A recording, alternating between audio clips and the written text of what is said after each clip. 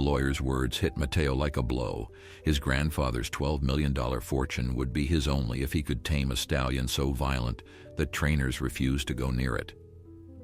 His uncles and aunts exchanged knowing smiles, already certain the 12-year-old boy would fail and the inheritance would fall into their hands. Before we continue, don't forget to subscribe to the channel, like the video, and comment where in the world you're watching from. Let's go.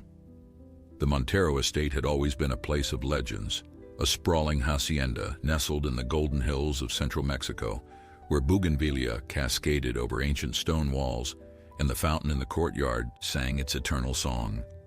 For 3 generations, the Montero family had built their fortune on these lands, raising some of the finest horses the region had ever seen.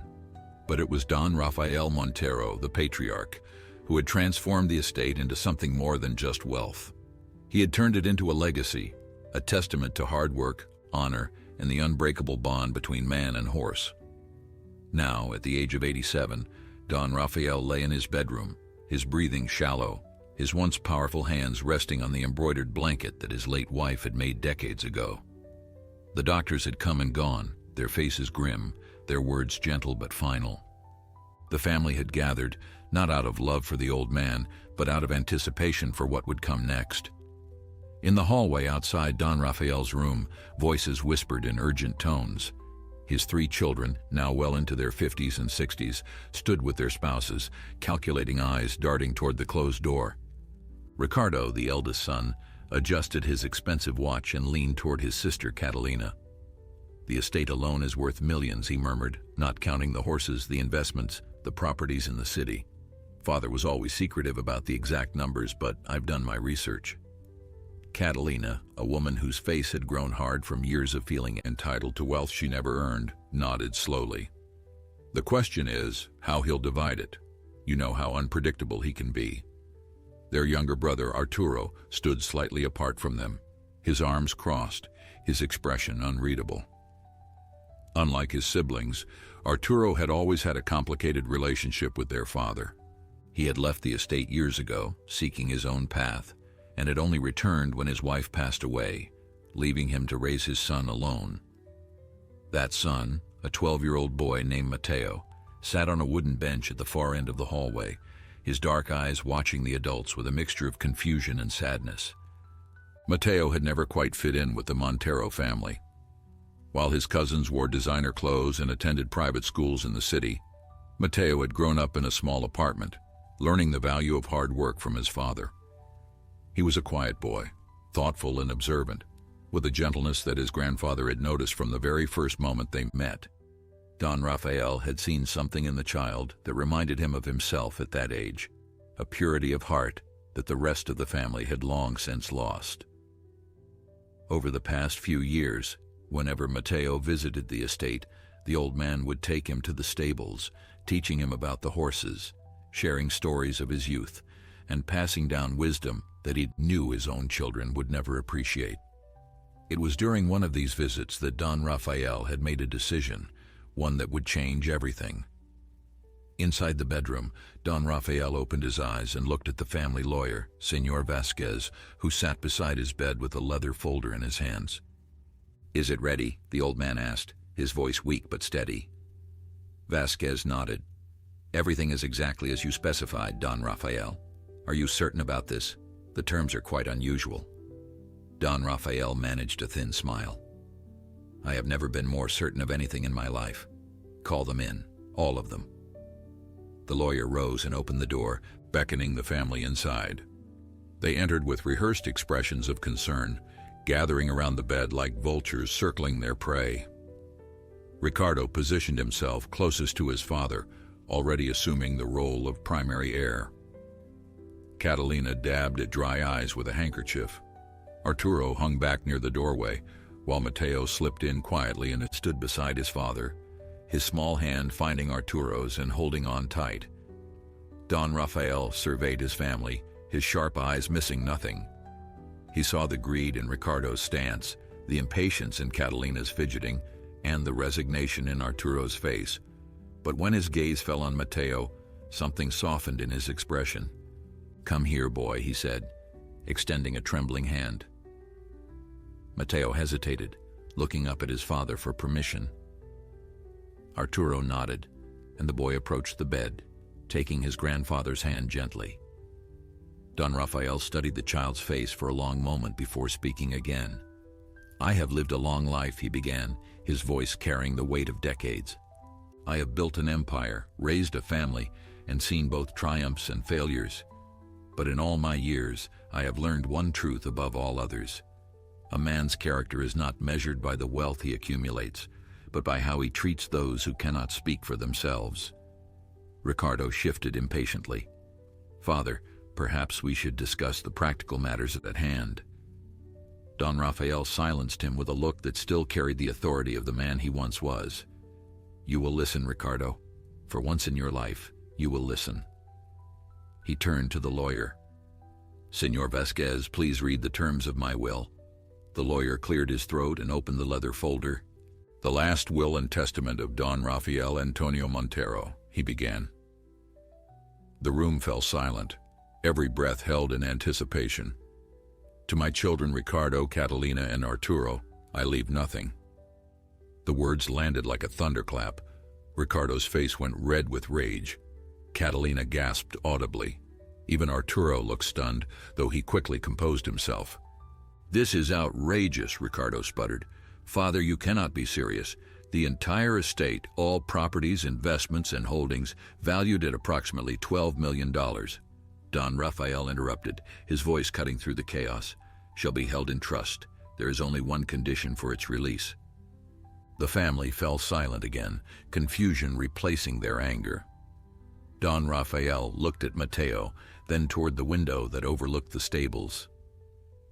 "The inheritance shall pass to my grandson, Mateo Montero, if and only if he can tame the horse called Tormenta within 30 days of my passing. If he fails, the entire estate will be donated to charity." The silence that followed was deafening.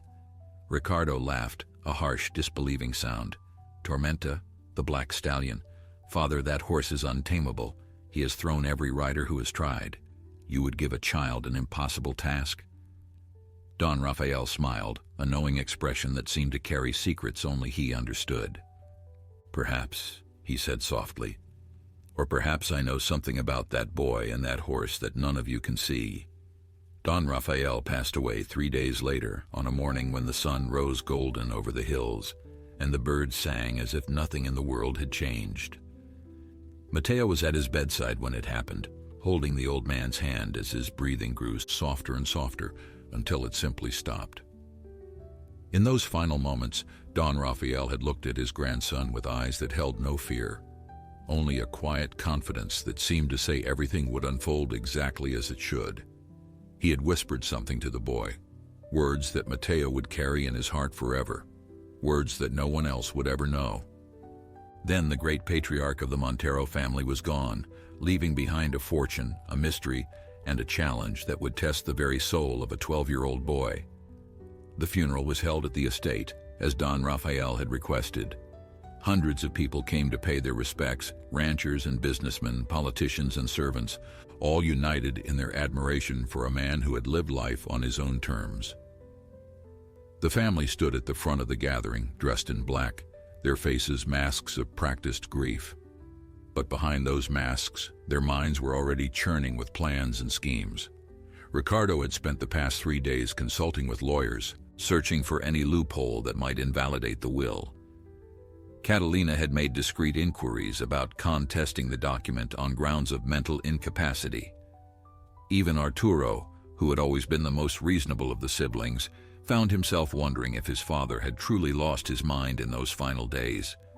Only Mateo seemed genuinely affected by the loss, his young face pale and drawn, his eyes red from tears he had shed in private. After the funeral, when the guests had departed and the estate had fallen into an uneasy quiet, the family gathered in Don Rafael's study for a meeting that would determine the course of the next 30 days. Senor Vasquez was there, along with the estate manager, a weathered man named Gustavo, who had worked for the Monteros for over 40 years. Ricardo wasted no time in taking control of the conversation. "This entire situation is absurd," he declared, pacing before the fireplace like a caged animal. Father clearly was not in his right mind when he created this will. A child taming Tormenta? It's not just impossible, it's dangerous. We could have the will invalidated on those grounds alone. Senor Vasquez shook his head slowly. I'm afraid that won't work, Ricardo. Your father had himself examined by 3 independent physicians in the weeks before his death. All of them certified that he was of sound mind. He anticipated this challenge and prepared accordingly. Catalina leaned forward in her chair, her eyes narrowing. Then we simply don't allow the boy near the horse. If he can't attempt the challenge, he can't fail or succeed. The estate remains in limbo, and eventually we can negotiate a settlement. Again, the lawyer shook his head. The will is quite specific. Mateo must be given full access to the stables and all resources necessary for training. Any interference from family members will result in immediate disqualification, and the estate will go directly to charity. Furthermore, Don Rafael appointed Gustavo as the official overseer of the challenge. His word is final in all matters related to the attempt. Ricardo turned his fury on Gustavo, who stood quietly by the window. And I suppose you're going to go along with this farce? Gustavo met his gaze without flinching. Your father was a great man, Ricardo. He gave me a job when no one else would, put my children through school, and treated me with respect every day of my life. If he believed this boy could tame Tormenta, then I believe it too. I will follow Don Rafael's wishes to the letter. While the adults argued, Mateo slipped out of the study and made his way to the stables. The evening air was cool and carried the familiar scent of hay and horses, a smell that had always brought him comfort during his visits to the estate. The main stable housed a dozen horses, magnificent creatures that gleamed in the fading light, but Mateo walked past them all. He knew where he needed to go. At the far end of the property, separated from the other buildings by a stone wall and a heavy iron gate, stood a smaller structure that seemed older and more weathered than the rest. This was Tormenta's domain. Mateo approached the gate slowly, his heart pounding in his chest. He had heard stories about the black stallion, whispered tales of a horse so wild and fierce that even the most experienced trainers had given up on him. Some said Tormenta had been born under a bad star, cursed with a spirit that could never be broken. Others claimed he had once been gentle until something terrible happened to make him distrust all humans. As Mateo reached the gate, he saw him for the first time. Tormenta stood in the center of the paddock, his coat as black as midnight, his mane flowing like dark silk in the breeze. He was magnificent, easily the most beautiful horse Mateo had ever seen, but there was something in his eyes that made the boy's breath catch in his throat. It wasn't anger, as he had expected. It wasn't even fear. It was something deeper, something that looked almost like sorrow. The stallion noticed the boy and turned to face him, his muscles tensing, his nostrils flaring. For a long moment, they simply stared at each other, the child and the beast, separated by iron bars, but connected by something neither could explain. Mateo thought about his grandfather's words, about the challenge that lay before him, about the family that wanted him to fail. But in that moment, none of it seemed to matter. All he could see was a beautiful creature in pain, isolated and alone, waiting for someone to understand. "Hello, Tormenta," Mateo said softly, his voice barely above a whisper. "I'm Mateo. I think my grandfather wanted us to meet." The horse snorted and pawed at the ground, but he didn't charge at the gate as he had done with others. Instead, he held Mateo's gaze for another long moment, before turning away and retreating to the far corner of the paddock. It wasn't acceptance, but it wasn't rejection either. It was a beginning. Mateo stood at that gate until the stars appeared overhead, watching the stallion, thinking about the 30 days that stretched before him like an impossible mountain to climb. Behind him, the family continued their scheming, but the boy was no longer listening to their world. He had entered another one entirely, a world where the only things that mattered were patience, trust, and the unspoken language between a boy and a horse. The first morning of the challenge began before dawn. Mateo woke in the small guest room that had been assigned to him, the same room where he had stayed during his visits with his grandfather. The walls were decorated with old photographs of horses, champions that Don Rafael had raised over the decades. and in the dim light of early morning, their eyes seemed to watch the boy with silent expectation. Matteo dressed quickly in simple clothes, the kind his grandfather had always worn when working in the stables, practical garments that spoke of honest labor rather than inherited wealth. His father was still asleep in the adjacent room, exhausted from the previous day's arguments with his siblings, and Matteo was grateful for the solitude. He needed to face this challenge on his own terms, without the weight of adult expectations pressing down on him. The estate was quiet as he made his way across the grounds, the only sounds the chirping of birds and the distant lowing of cattle into the fields beyond. Gustavo was already at the main stable, preparing feed for the horses, and he looked up with a knowing smile when he saw Matteo approaching. "You're up early," the old man said, wiping his hands on his apron. "Your grandfather was the same way. He always said the best conversations with horses happen before the world wakes up." Matteo nodded, appreciating the connection to Don Rafael. "Gustavo," he asked hesitantly, "what do you know about Tormenta? Why is he so different from the other horses?" The estate manager's expression grew thoughtful, and he set down the bucket he was carrying. "Come," he said, gesturing toward a wooden bench outside the stable. "Sit with me for a moment. There are things you should know." They sat together as the sky slowly brightened, and Gustavo began to tell a story that Matteo had never heard before. "Tormenta came to this estate 8 years ago," the old man explained, his voice carrying the weight of memory. "He was just a foal then, the most beautiful creature I had ever seen. Your grandfather purchased him from a breeder in the south, paying a fortune because he saw something special in those eyes.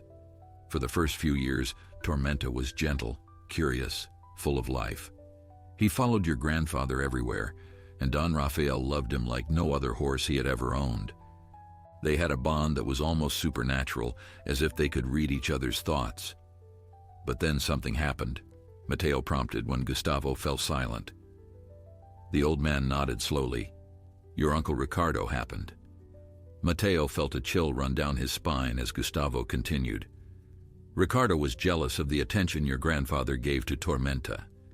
He wanted to prove that he could master the horse, that he was worthy of being Don Rafael's heir.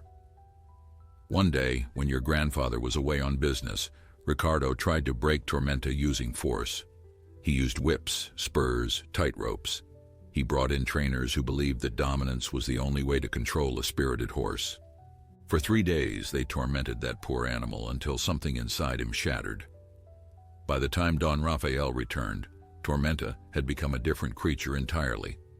He would charge at anyone who entered his paddock, bite at hands that reached toward him, kick at stable doors with enough force to splinter wood. The gentle foal was gone, replaced by a beast of fear and fury. Matteo's eyes filled with tears as he listened, his heart breaking for the horse he had seen the night before. "What did my grandfather do?" he asked quietly. Gustavo smiled sadly. He never forgave Ricardo for what he had done. Their relationship, which was already strained, became irreparable. As for Tormenta, Don Rafael spent years trying to reach him again. He would sit outside the paddock for hours, talking softly, never forcing contact, always patient. There were moments when it seemed like the old Tormenta was still in there, peeking out from behind the walls of fear. But the damage was too deep.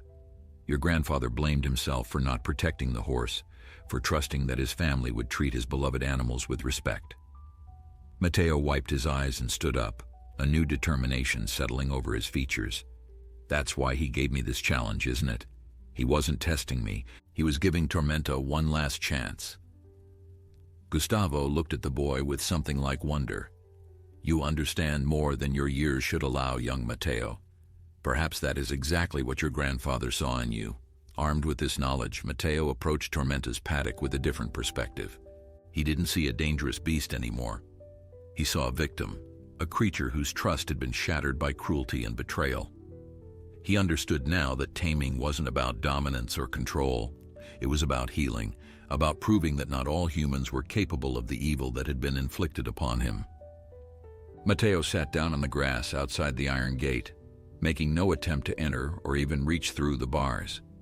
He simply sat there, quiet and still, letting Tormenta become accustomed to his presence. The stallion watched him warily from across the paddock, his muscles tense, ready to charge at the first sign of threat. But the threat never came. Mateo just sat, occasionally humming a tune his mother used to sing, letting the morning pass in peaceful coexistence. This became his routine for the first week. Every morning before dawn, Mateo would take his place outside the paddock. He brought no ropes, no whips, no tools of any kind. Sometimes he would read aloud from books he found in his grandfather's library, stories of adventure and courage that seemed to carry on the wind. Other times he would simply talk, sharing his own fears and hopes, telling Tormenta about his mother who had passed away, about feeling like an outsider in his own family, about how much he missed his grandfather. The horse never approached, but Mateo noticed subtle changes. By the third day, Tormenta no longer retreated to the far corner when the boy arrived. By the fifth day, the stallion would sometimes turn his ears toward Mateo's voice, as if listening. By the seventh day, Tormenta had moved close enough to the gate that Mateo could see the flecks of white in his dark eyes, scars that spoke of battles both physical and emotional. Meanwhile, the family watched from a distance, their frustration growing with each passing day. Ricardo had expected the boy to fail immediately, to be thrown or bitten or simply give up in the face of Tormenta's ferocity. Instead, he saw something far more threatening, a patience and wisdom that reminded him uncomfortably of his father. "The boy is wasting time," he complained to Catalina during one of their secret meetings.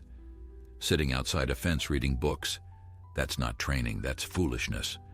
But even as he spoke the words, a flicker of doubt crossed his face. What if the old man had known something they didn't? What if this strange, quiet child could actually succeed where everyone else had failed? On the eighth day, something changed. Mateo had arrived at the paddock as usual, settling into his familiar spot on the grass with a worn copy of Don Quixote that he had found in his grandfather's study. The morning was cooler than the previous days, with a hint of autumn in the air that made everything feel crisp and alive. He had been reading aloud for about an hour, lost in the adventures of the knight and his faithful squire, when a shadow fell over the pages. Mateo looked up slowly, careful not to make any sudden movements, and his breath caught in his throat. Tormenta was standing at the gate, his massive head lowered, his dark eyes fixed on the boy with an intensity that seemed to pierce straight through to his soul. They remained frozen in that moment, neither moving, neither breathing, as if the entire world had paused to witness this fragile connection. Mateo's first instinct was to reach out, to touch the velvet nose that was so close he could feel the warmth of Tormenta's breath. But something held him back, an instinct deeper than thought. He remembered what Gustavo had told him about the years his grandfather had spent trying to rebuild trust with this magnificent creature. "Patience," Don Rafael had always said, "is the language that horses understand best." So instead of reaching, Mateo simply continued reading, his voice soft and steady, as if nothing remarkable had happened at all. Tormenta stayed at the gate for nearly an hour before finally retreating. But when he left, his step seemed less guarded, his posture less defensive. It was progress, small but undeniable, and Mateo felt a warmth spread through his chest that had nothing to do with the rising sun. The family, however, was running out of patience. Nearly a third of the 30 days had passed, and to their eyes, nothing had been accomplished. Ricardo called an emergency meeting in the study, summoning Catalina, and reluctantly including Arturo, who had been keeping his distance from their schemes. "We need to take action," Ricardo declared, his face flushed with frustration. "The boy is making a mockery of this entire process. He sits outside that fence like a beggar waiting for scraps. At this rate, the horse won't be tamed in 30 days, 30 years, or 30 lifetimes." Catalina nodded vigorously, her jewelry clinking with the motion. "I've spoken with a trainer in the city," she said conspiratorially. "A man who specializes in difficult horses. For the right price, he could have Tormenta broken within a week." Arturo, who had been standing by the window watching his son in the distance, turned sharply. "Broken? Is that what you want? To destroy whatever spirit remains in that animal just so we can claim an inheritance?" Ricardo's eyes narrowed. "Don't pretend to be above this, Arturo. You left this family years ago, abandoned your birthright, And now you want to play the righteous father? Your son has no business being here, no claim to what our father built. The words stung, but Arturo held his ground. Father made his choice, Ricardo. He saw something in Mateo that he never saw in any of us. Maybe instead of fighting it, we should ask ourselves why. The room fell silent, the tension thick enough to cut with a knife. Finally, Catalina spoke, her voice dripping with false sweetness. Perhaps we're approaching this wrong. The will says we can't interfere with the boy's attempt. It says nothing about making things more difficult for the horse. A cold smile spread across Ricardo's face as he understood his sister's implication. The next morning, without Mateo's knowledge, Ricardo ordered the stable hands to reduce Tormenta's food rations. A hungry horse, he reasoned, would be more aggressive, more unpredictable, and ultimately more likely to hurt or frighten the boy into giving up. Gustavo discovered the scheme on the third day when he noticed Tormenta's unusual agitation during his rounds. The stallion, who had been showing signs of calm for the first time in years, was suddenly pacing his paddock with wild eyes, snapping at the air, pawing furiously at the ground. The old estate manager checked the feeding logs and found the discrepancy immediately. His weathered face hardened with an anger he rarely showed as he confronted Ricardo in the courtyard. "You think you can starve that horse into madness and I won't notice?" Gustavo demanded, his voice trembling with controlled fury. "Your father would be ashamed." Ricardo sneered down at the servant who dared challenge him. "My father is dead, old man, and soon so will be this ridiculous charade. Know your place." But Gustavo stood firm. "My place is to honor Don Rafael's wishes. The will gives me authority over all matters related to this challenge. If you interfere again, I will report it to Senor Vasquez, and this estate will go to charity before you can spend a single peso of it." The threat was enough to make Ricardo back down, at least temporarily. Tormenta's rations were restored, and Mateo, blissfully unaware of the drama unfolding behind the scenes, continued his patient work at the paddock gate. The days that followed brought small miracles that only those who understood horses could appreciate.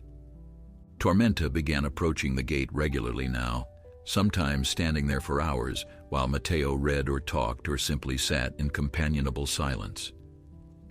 On the 12th day, the stallion allowed the boy to extend his hand through the bars, not touching, just offering. Tormenta sniffed at the outstretched fingers, his breath warm and curious, before backing away. On the 14th day he returned and stayed longer. By the 16th day, the horse's nose brushed against Mateo's palm for the briefest of moments, a touch so light it might have been imagined, but Mateo knew it was real. That night, Mateo told his father about the progress over dinner. Arturo listened with a mixture of pride and concern, knowing that his siblings would not accept defeat gracefully. "Son," he said carefully, "you're doing something remarkable. But I need you to understand that not everyone wants you to succeed. Your uncle and aunt have a lot at stake." Mateo nodded solemnly. "I know, Papa, but grandfather chose me for a reason. He knew I wouldn't give up, and he knew Tormenta needed someone who would be patient. I'm not doing this for the money. I'm doing it because that horse deserves a second chance." Arturo felt tears prick at his eyes as he looked at his son, seeing in him the same quiet strength that had defined his own father. In that moment, he understood why Don Rafael had made this impossible choice. It was never about the inheritance at all. It was about redemption. The 17th day marked a turning point that no one in the Montero family could have predicted. Mateo arrived at the paddock that morning to find Tormenta already waiting at the gate, his dark eyes following the boy's approach with something that looked almost like anticipation. The hostility that had once radiated from the stallion like heat from a furnace had cooled into something more complex, a cautious curiosity that seemed to grow stronger with each passing day.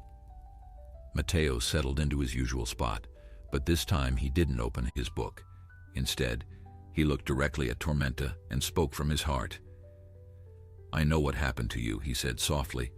"Gustavo told me everything. What my uncle did was wrong, and I'm sorry.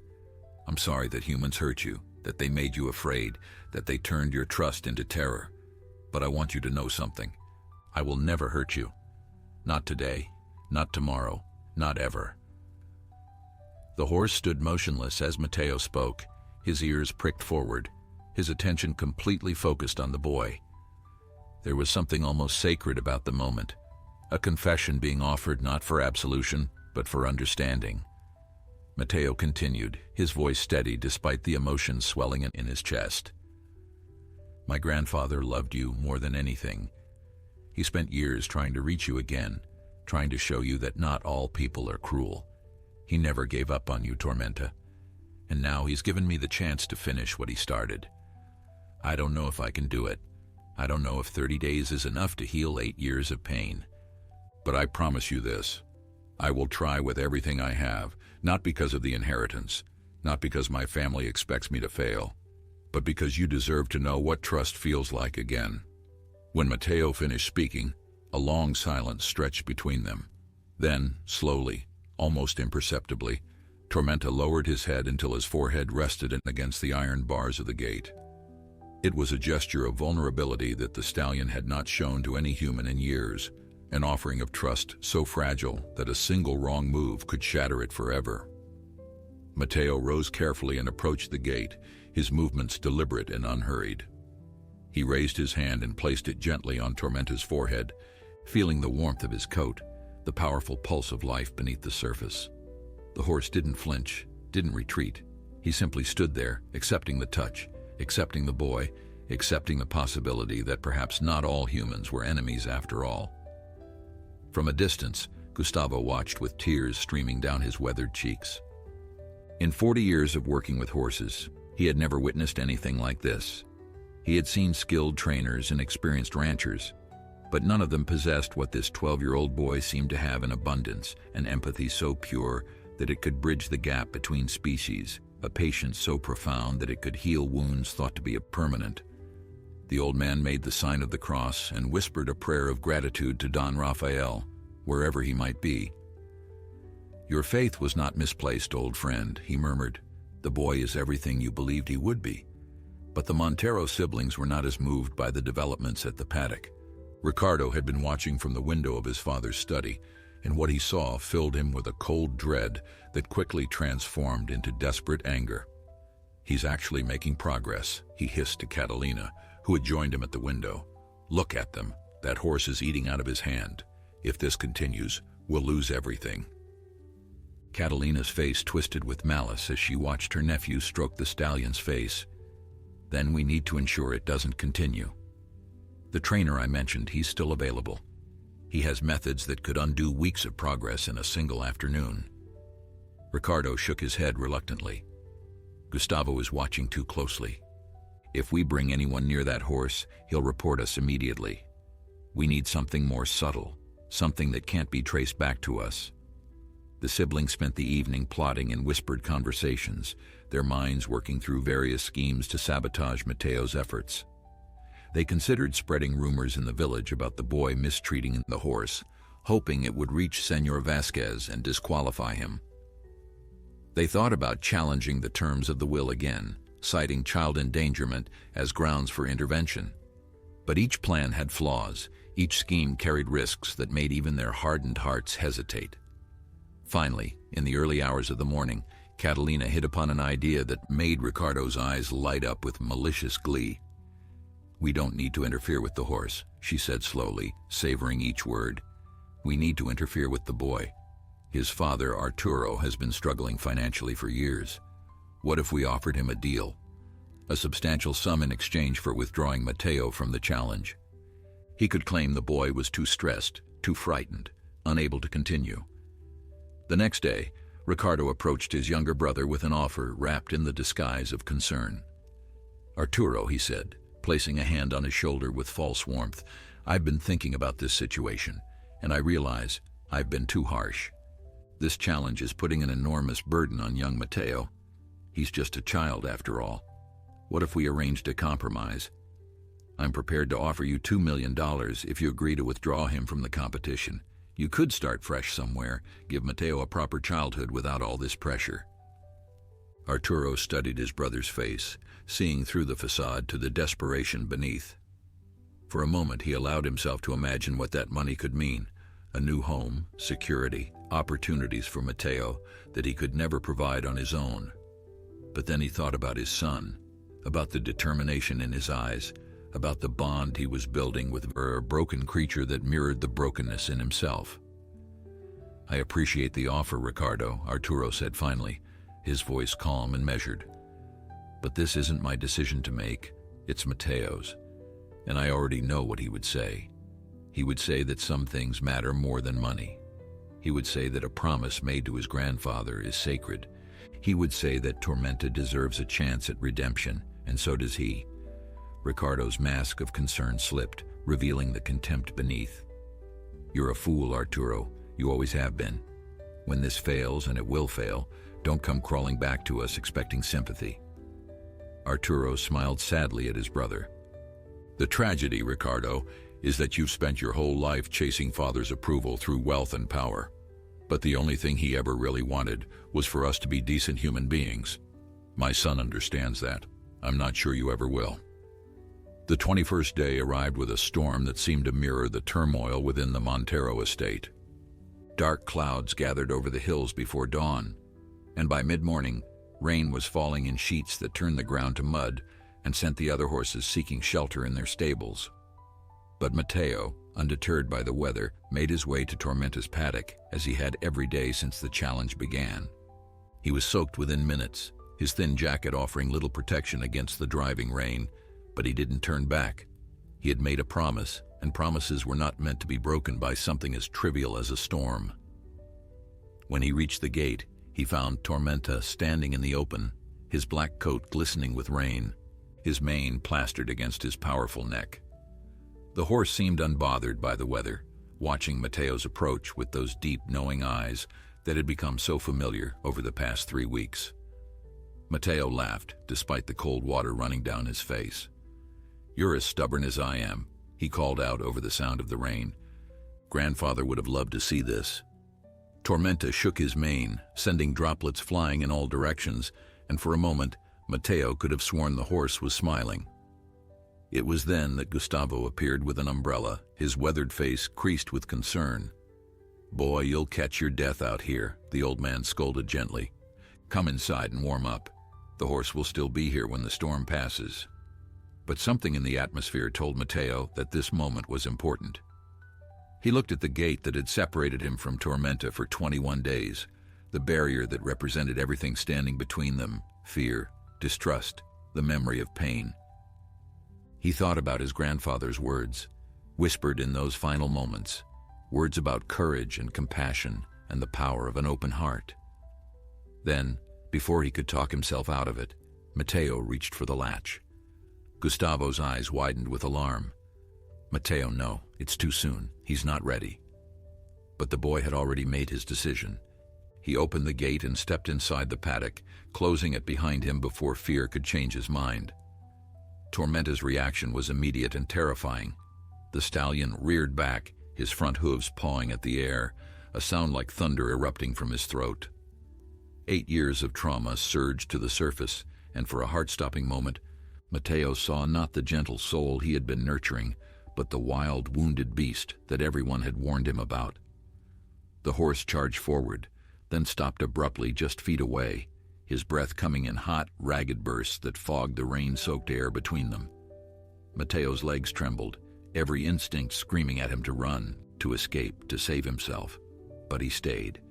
He planted his feet in the mud and stayed, looking up at the massive creature before him with eyes that held no threat, only understanding. "I know you're scared," Matteo said, his voice barely audible above the rain. "I'm scared too, but I'm not going to leave you. I'm not going to hurt you. I'm just going to stand here, and you can decide what happens next." The seconds stretched into eternity as boy and horse faced each other in the storm. Gustavo watched from outside the gate, his heart in his throat, one hand on the latch ready to intervene if necessary. But intervention never became necessary. Slowly, almost imperceptibly, the tension began to drain from Tormenta's body. His hooves lowered to the ground, his breathing steadied, his wild eyes softened into something that looked almost like wonder. He had been waiting for someone to enter his world on his terms, to face him not with whips and ropes, but with nothing more than presence and trust. And here was this small human, drenched and shivering, offering exactly that. Tormenta approached Matteo step by careful step until they stood close enough to share breath.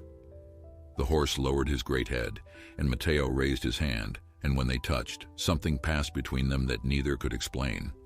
It was as if all the pain and fear and loneliness of the past 8 years flowed out through that contact, replaced by something new and fragile and infinitely precious.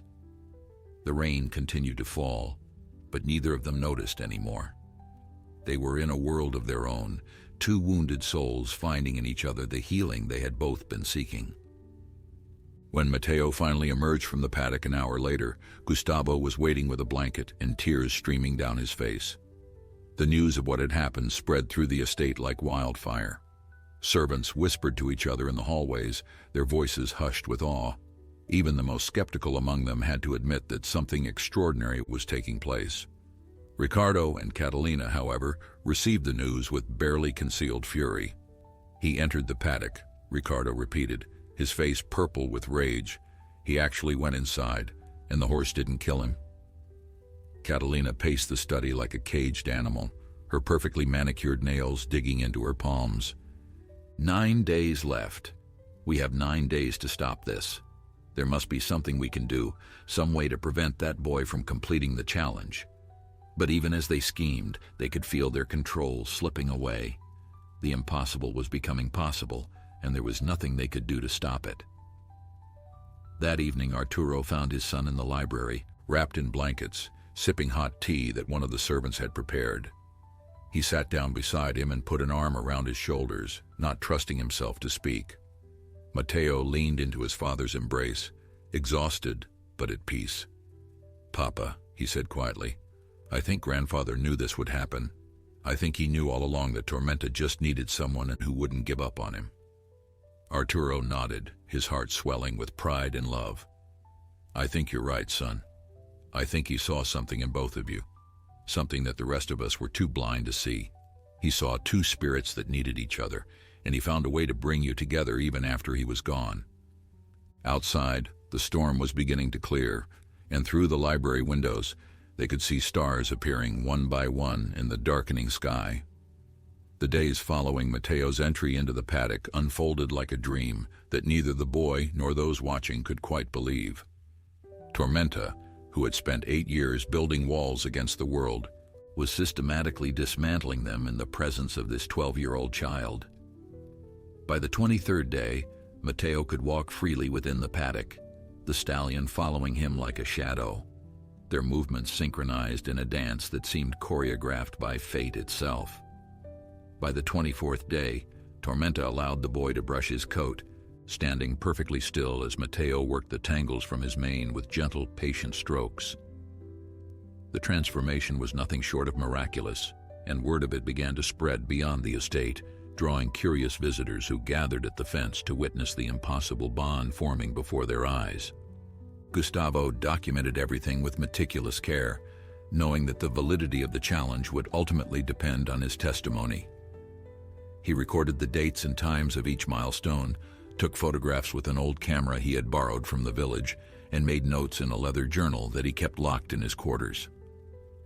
"This boy is not training the horse," he wrote one evening. "He is healing him.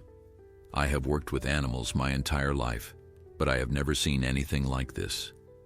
It is as if Don Rafael's spirit lives on in his grandson, completing the work that death interrupted."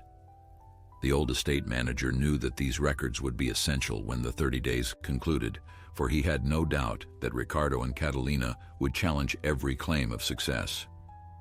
Meanwhile, in the main house, the atmosphere had grown toxic with desperation. Ricardo had stopped attending meals, spending his days locked in the study, poring over legal documents and making frantic phone calls to lawyers in the city.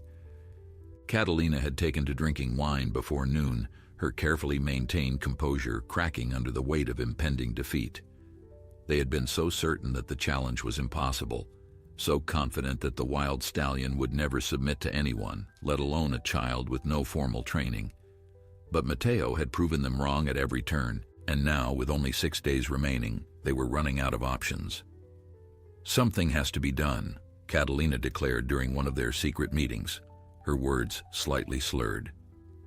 "We cannot let that boy steal what is rightfully ours. Father built this empire, and we are his true heirs, not some quiet child who spent his life in a cramped apartment."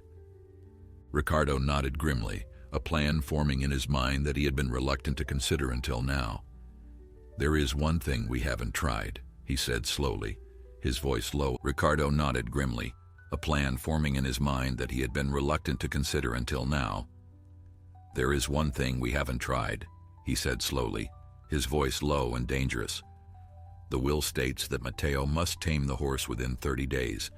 It says nothing about what happens if the horse is no longer here to be tamed."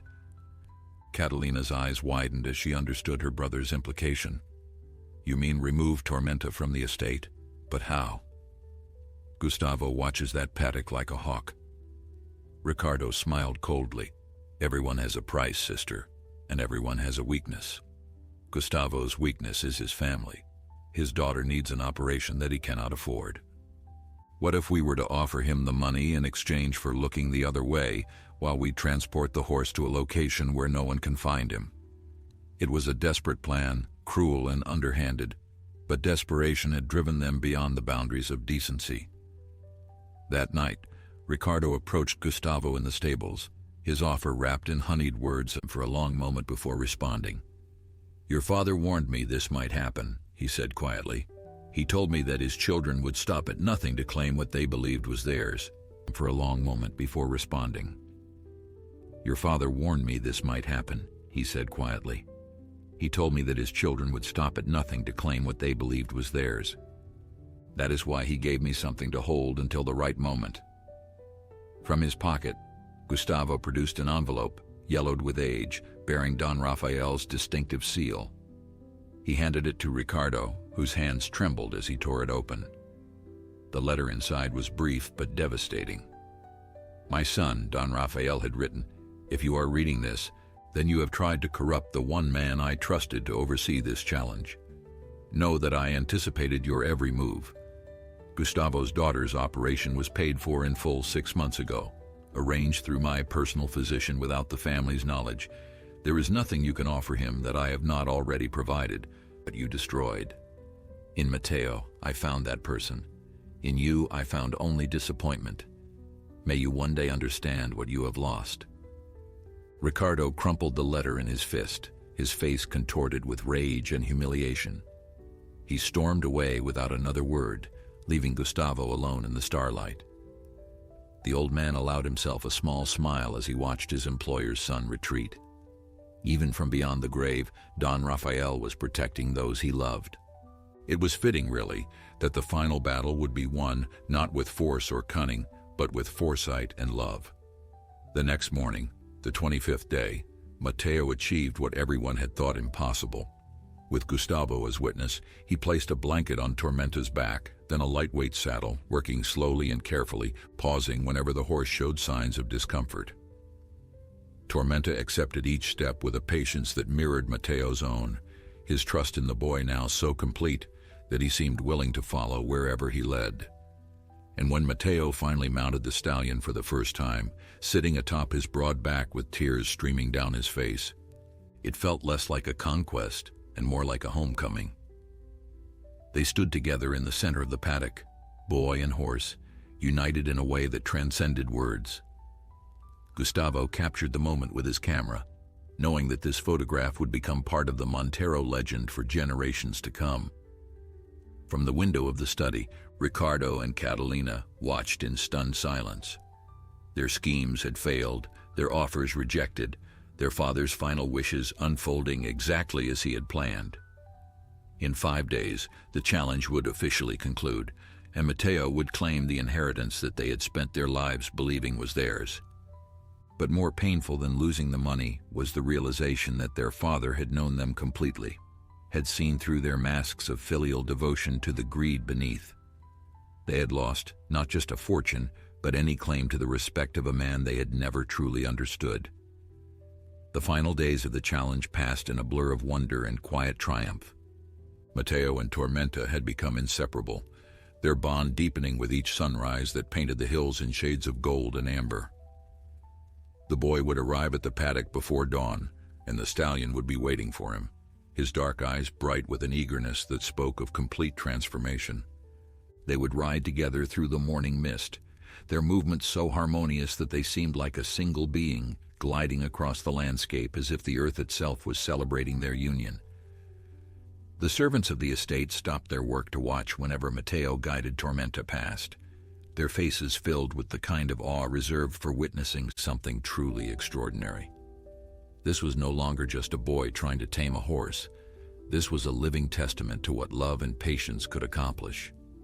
On the 27th day, something remarkable happened that would become the stuff of legend in the years to come. Matteo was riding Tormenta along the eastern boundary of the estate when they encountered a group of wild horses grazing near the property line. These were descendants of animals that had escaped from various ranches over the decades, forming a small herd that roamed the hills freely. At the sight of the wild horses, Tormenta stopped abruptly, his muscles tensing beneath Matteo's legs. For a moment, the boy feared that some primal instinct would overwhelm the trust they had built, that Tormenta would bolt toward his untamed kin and leave behind everything they had created together. But the stallion did not run.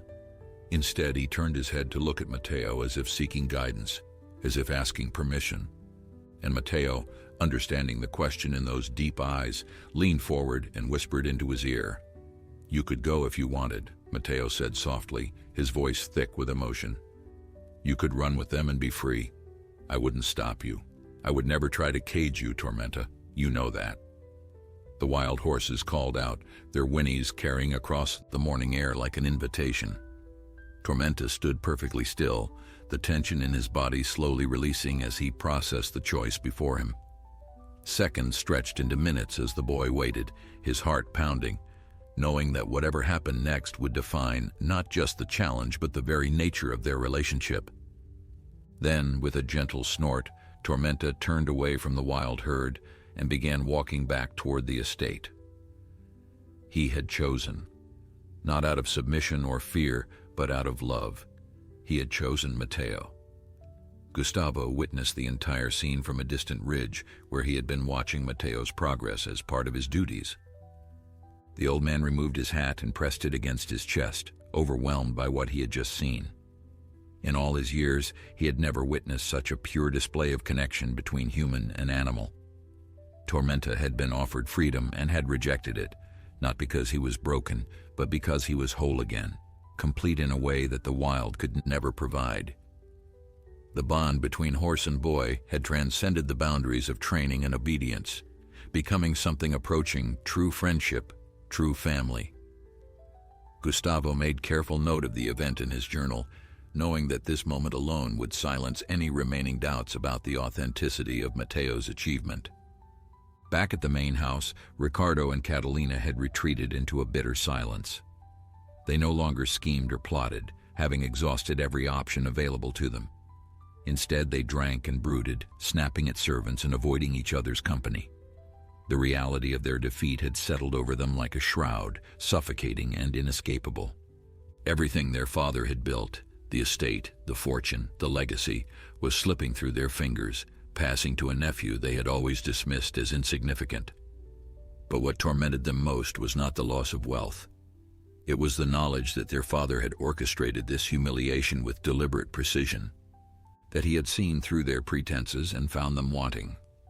They would live the rest of their lives knowing that Don Rafael Montero had judged them unworthy of his legacy. Arturo, meanwhile, had found a peace he had not known since his wife's death.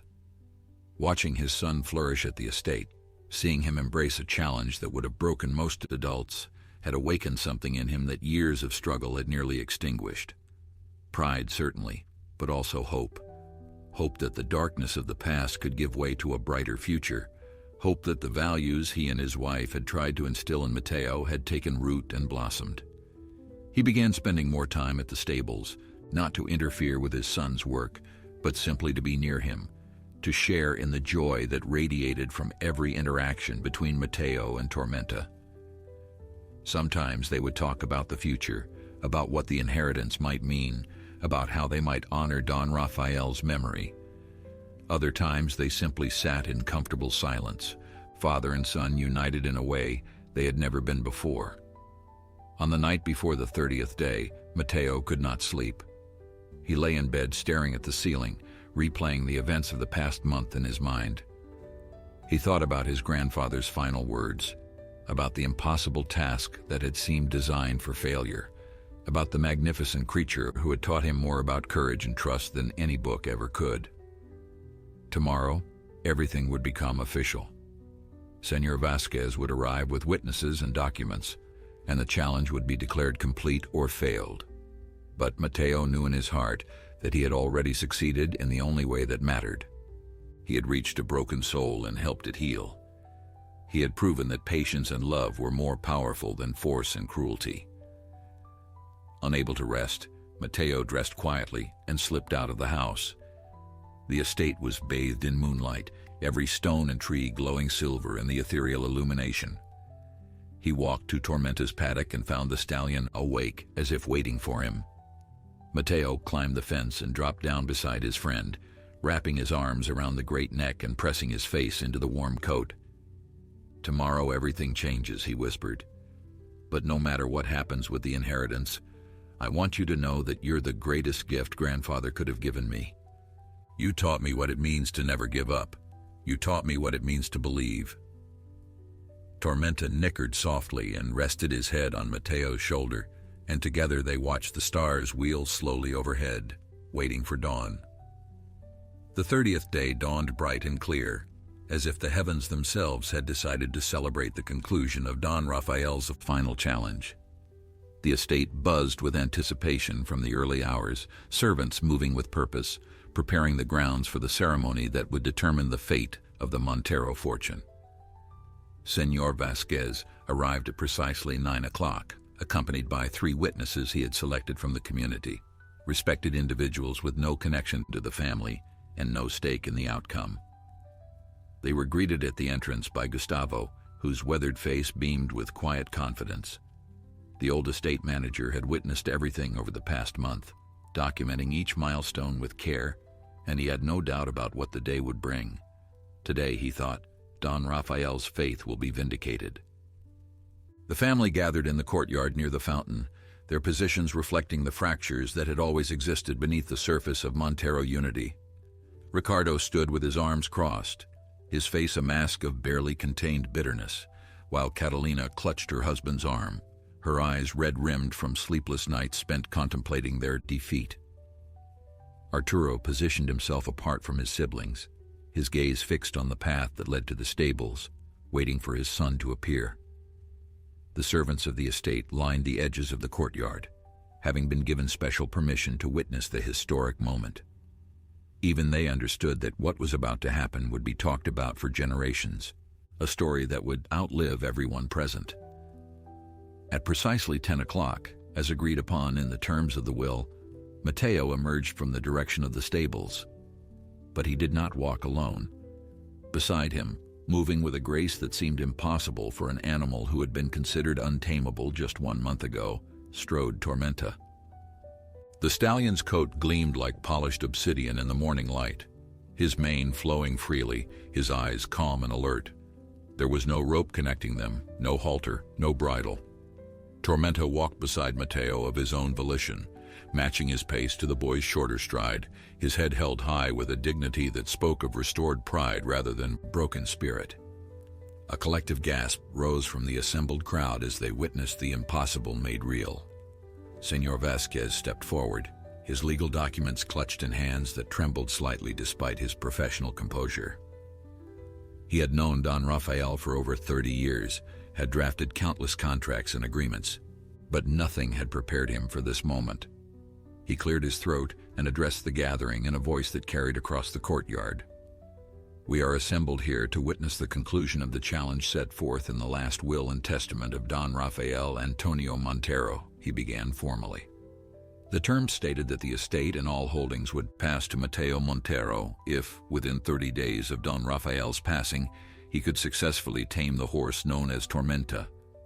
Gustavo has served as the official overseer and will now present his testimony. Gustavo stepped forward, his leather journal open in his hands.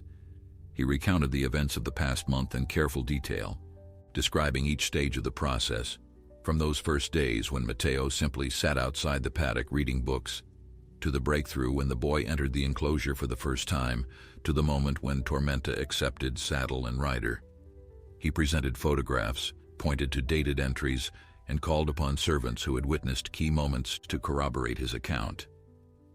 The testimony was thorough and irrefutable, building a case so solid that even the most skeptical observer could not deny its validity. When he finished, Gustavo closed his journal and looked directly at Ricardo and Catalina. Don Rafael knew exactly what he was doing, he said quietly. He knew this boy could accomplish what no one else could. Senor Vasquez turned to Matteo, who stood quietly with his hand resting on Tormenta's neck. "Young man," he said, "the terms of the challenge require a demonstration of your bond with this horse. Would you be willing to show us what you and Tormenta have achieved together?" Matteo nodded, and without any verbal command, he swung himself onto Tormenta's back. The stallion stood perfectly still as the boy mounted, then began to move at Matteo's slightest signal. They circled the courtyard in a display of perfect harmony, walking, trotting, then cantering with a fluidity that left the onlookers breathless. Matteo guided Tormenta with nothing but his knees and the gentlest touch of his hands on the horse's mane. There were no reins, no bit, no spurs. There was only trust, complete and absolute. The demonstration concluded with Matteo bringing Tormenta to a stop directly in front of the fountain, the very spot where Don Rafael had loved to sit on summer evenings. The boy dismounted and stood beside the stallion, his hand finding its familiar place on that powerful neck. The courtyard was silent except for the gentle splashing of water and the songs of birds in the distant trees. It was Ricardo who finally broke the silence, his voice cracking with emotion he could no longer suppress. "This is absurd," he shouted, stepping forward with clenched fists. "A few tricks don't prove anything. That horse could turn wild again at any moment. This entire challenge was nothing but an old man's senile fantasy." But even as the words left his mouth, Tormenta demonstrated the depth of his transformation. The stallion, who would have charged at any perceived threat just 1 month ago, merely turned his head to look at Ricardo with calm disinterest. There was no fear, no aggression, only the steady confidence of an animal who knew he was safe. Senor Vasquez raised his hand for silence. "The terms of the will have been met," he announced, his voice ringing with finality. "I hereby declare that Mateo Montero has successfully completed the challenge set forth by Don Rafael Montero.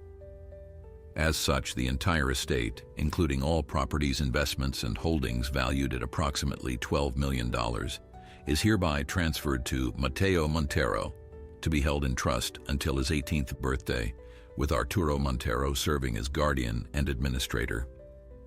A cheer erupted from the servants gathered around the courtyard, years of silent loyalty to Don Rafael finding expression in their celebration of his final triumph.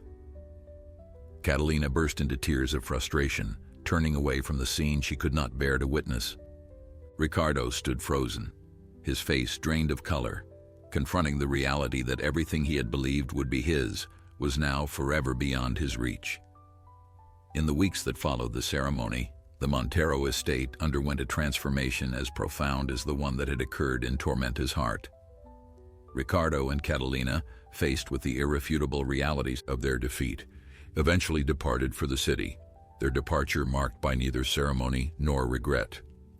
They had been offered positions in the family's urban properties, a gesture of reconciliation that Arturo had suggested and Mateo had approved, but both had refused.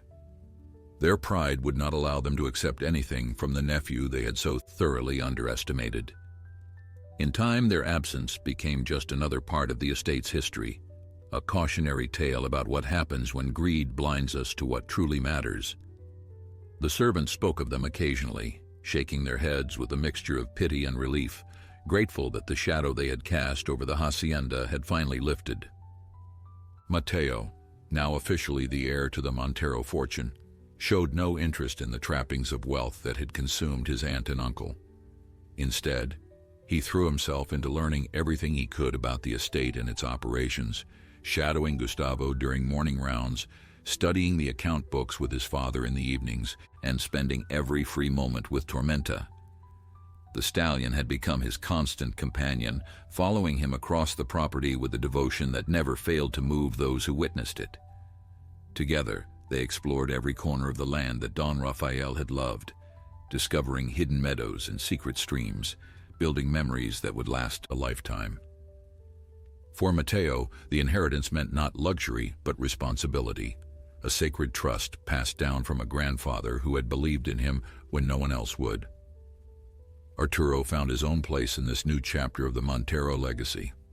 After years of struggling to provide for his son on his own, he finally had the resources to build a stable life. But more importantly, he had found purpose. He took his role as guardian and administrator seriously, determined to preserve and grow the fortune that his father had entrusted to Mateo. But he also made time for the things that truly mattered: morning rides with his son across the Golden Hills, long conversations about dreams and hopes in the future, quiet evenings on the porch watching the sun set behind the mountains.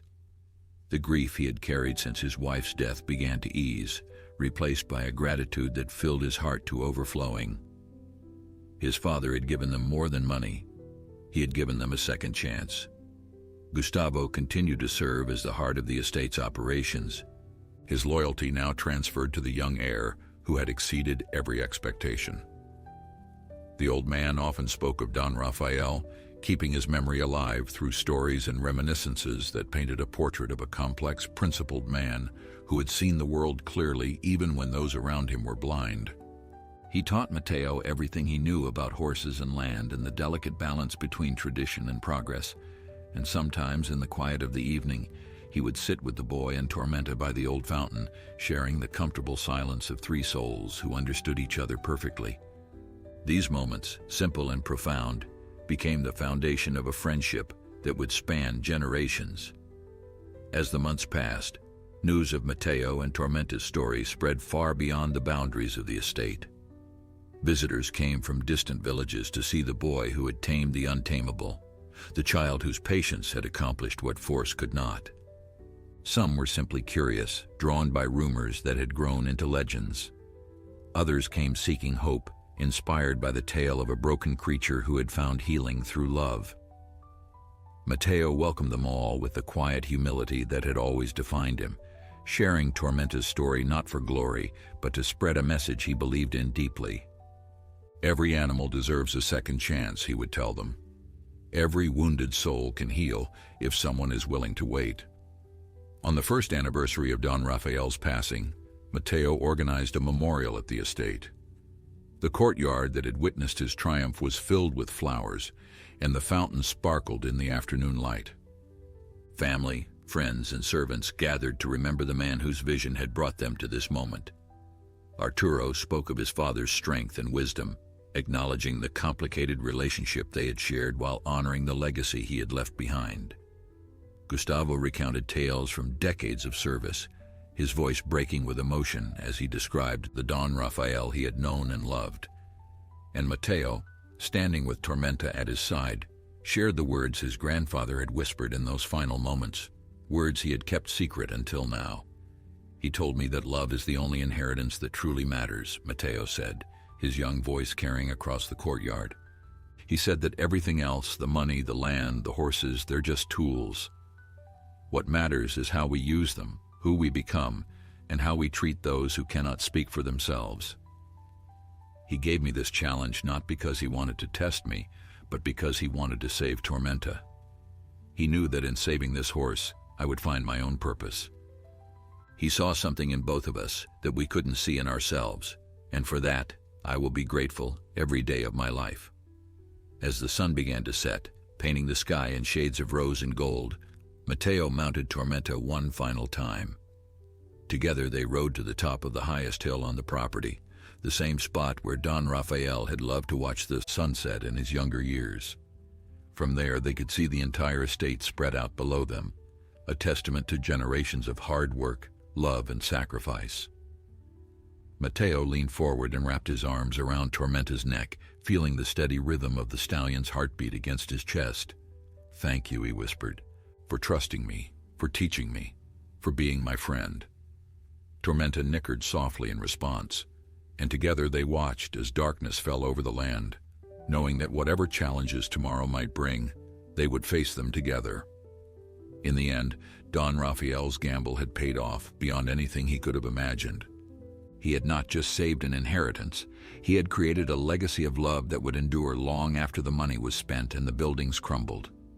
He had proven that the true measure of wealth lies not in what we possess, but in the bonds we forge and the lives we touch along the way.